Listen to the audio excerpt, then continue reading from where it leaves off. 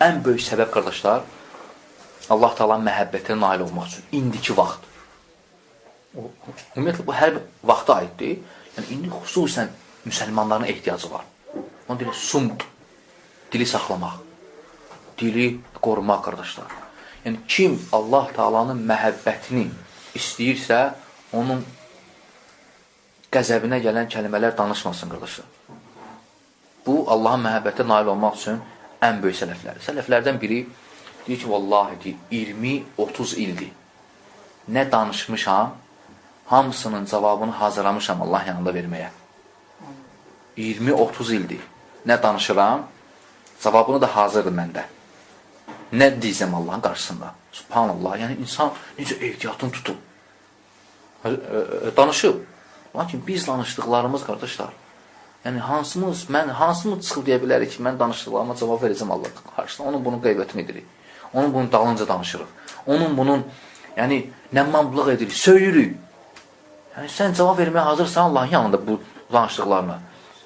İnsan, yəni çətindir, qardaş, yəni Allah Taala'nın qəzəbinə gələn sözlə danışmamalı. Ona görə Rahimullah deyir ki, hamısını hazırlamışam, cavab, hamısına. İmam Buxari Rahimullah deyirdi ki, biləndən sonra ki, Allah Taala qeybəti haram edib, o gündən sonra bir müsəlmanın qeybətini eləmədim, deyir. İmam Buxari Rahimullah qeybətin haram olmasını açan bilib. Uşaq ikən, 8-9 yaşlarında, uşaq ikən. Yəni, bu adam o deməkdir, ömrü bu qeybət eləməyib. Və ya, misal üçün, bax, hədisi gəlir, Muaz radiyallahu anhu, deyir ki, Peyğəmbər sallallahu aleyhi ve sellem, ya Nəbiyyəllah, ey Allahın Peyğəmbəri, biz dediklərimiz sözə görə də mi cavab verəcəyik? Narahat olur. Nə deyir ona Peyğəmbər sallallahu aleyhi ve sellem? Səkilətki ummuk, ya Muaz, anan ölsün deyir, ey Muaz. Məgər insanları cəhənnəmə salan, onların dillərindən danışdıqları olmadı mı? Yəni, insan dilinlə danışdıqları aparır cəhənnəmə. Onu təhlükədir, qardaşlar. Hətta alimlərdən, mən dərslərdə də qeyd eləmişəm. Alimlərdən bəziləri deyir ki, dildə mübah yoxdur, qardaşlar. Dildə ya xeyirdir, sənin leyhivədir, ya da əleyhivədir. Ona görə bax, nə danışırsan, ya leyhivə olacaq sənin qiyamət günü, ya da əleyhivə olacaq. Ona görə İmam Şafi Rahimullah nəql olunur ki, İmam Şafidən deyir ki, əl-mu'min izə əradə ən yunavvirallahu qalbəhu.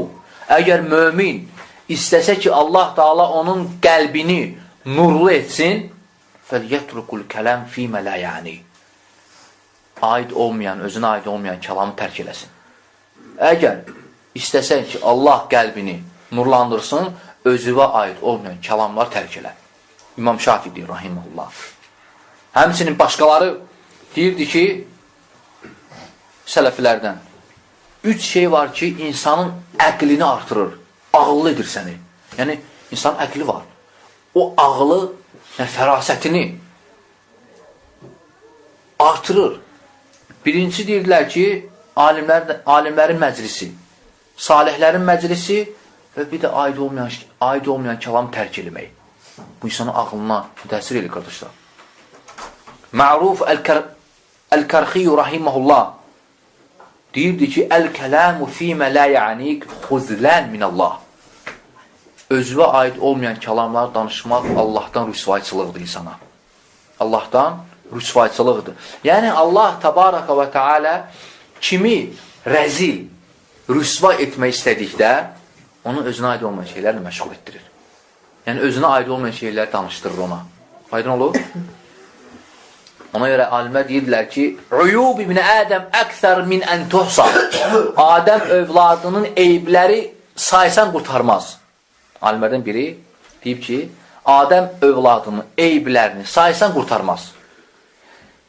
Deyir, saydım deyir, Əllədə həsəytuhu 8,000 8,000 dənədir deyir.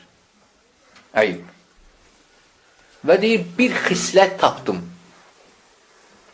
Adəm övladından bir xislət. Onu işlətsə, bütün eybi, o 8,000 eybi örtüləcək deyir. Dilidir deyir. Dili. Özünə aid olmayan şeyləri tərk eləməsi. Özünə aid olmayan şeyləri danışmaması.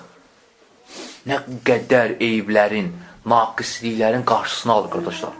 Həqiqi mənada özünə aid olmayan şeyləri dərk eləmək. İxlasla.com saytı tərəfindən təqdim olundu.